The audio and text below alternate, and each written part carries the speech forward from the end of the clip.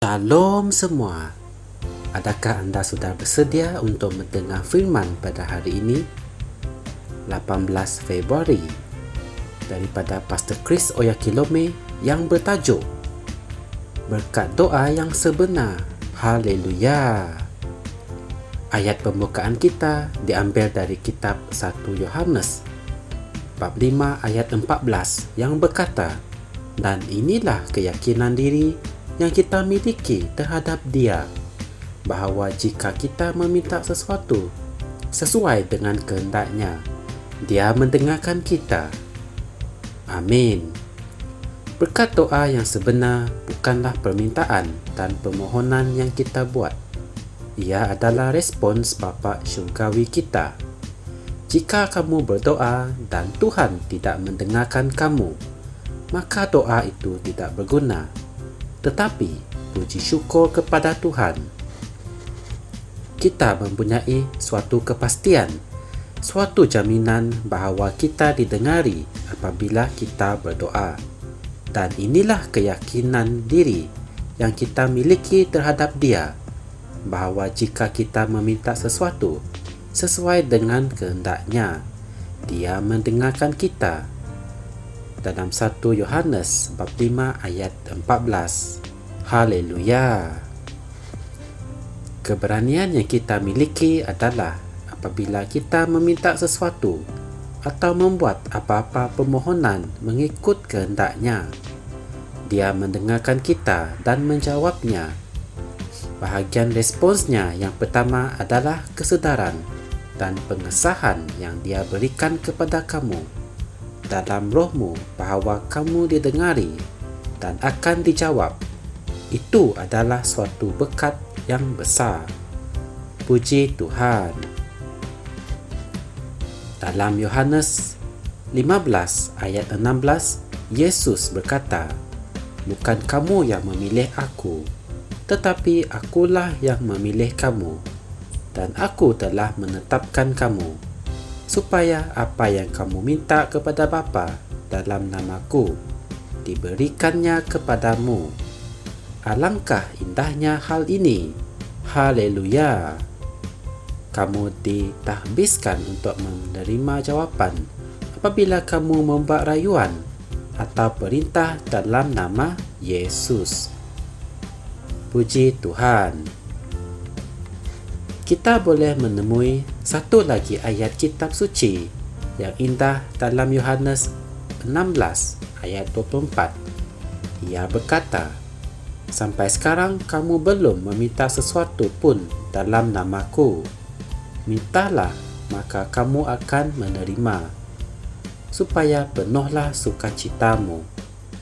Tuhan menghendaki agar permintaanmu dikabulkan, supaya sukacitamu menjadi penuh. Dialah Bapa Syurgawi yang pengasih, dan kamu boleh membentangkan permintaanmu di hadapannya dengan keyakinan dan kepastian akan menerima respons. Jadi sentiasalah berdoa dengan penuh keyakinan. Amin. Sesetengah orang Kristian tidak pernah meminta dengan yakin. Ini mungkin karena mereka tidak mengetahui kehendak-Nya. Kehendak Tuhan bukanlah untuk menyembunyikan perkara-perkara yang baik daripada kamu. Oleh itu, hendaklah kamu yakin untuk meminta perkara-perkara yang terbaik dalam hidup daripadanya. Sekiranya kamu tidak yakin di hadapan Tuhan, kamu tidak boleh menjadi efektif dalam perjalanan imanmu. Dalam Matius 7 ayat 11, Yesus berfirman, "Jadi, jika kamu yang jahat tahu memberi pemberian yang baik dan bermanfaat kepada anak-anakmu, apalagi Bapamu yang di syurga, sebagaimana sempurnanya Dia akan memberikan yang baik dan hal-hal yang bermanfaat kepada mereka yang berterusan meminta kepadanya." Fikirkanlah tentang hal itu. Haleluya. marilah kita membaca doa ini bersama-sama. Ya Bapa yang pengasih dan adil, aku diilhamkan oleh kebenaran firman-Mu, kasih-Mu dan kebaikan-Mu yang kekal. Malah sekarang, keyakinanku diperkuatkan untuk meminta apa sahaja yang aku inginkan, kerana aku tahu bahawa ia merupakan kegembiraanmu untuk mendengar dan menjawab doa-doaku. Sukacitaku penuh hari ini kerana aku menerima jawapan untuk doa-doaku dalam nama Yesus. Amin. Sebagai renungan tambahan, anda boleh merujuk kitab Markus 11 ayat 24, Efesus 6 ayat 18, Mazmur 6 ayat 9. Puji Tuhan. Anda boleh mengetahui lebih lanjut mengenai firman ini dengan menekan butang like dan subscribe Rhapsody Reality Malaysia.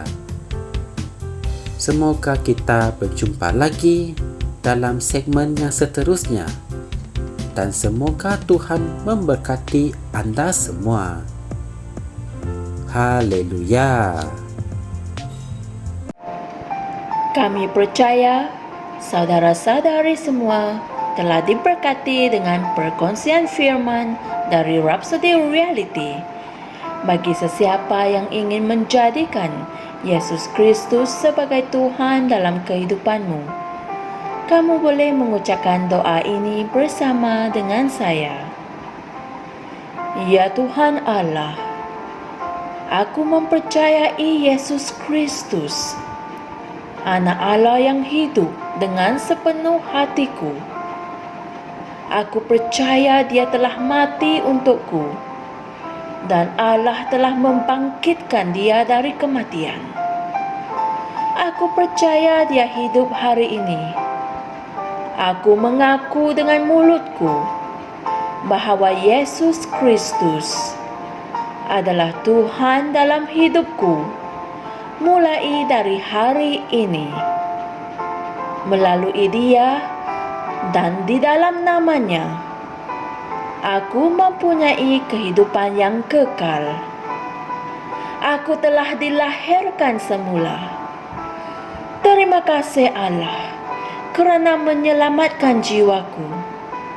Aku sekarang adalah anak Allah. Haleluya. Tahniah, sekarang kamu telah menjadi anak Allah. Untuk apa-apa sebarang pertanyaan atau untuk mendapatkan lebih banyak maklumat mengenai bagaimana untuk bertumbuh sebagai seorang Kristian, anda semua boleh hantar mesej di akaun Facebook kami atau email kami di tni.msia@gmail.com. Sekali lagi, tni.msia@gmail.com. Tuhan berkati anda semua.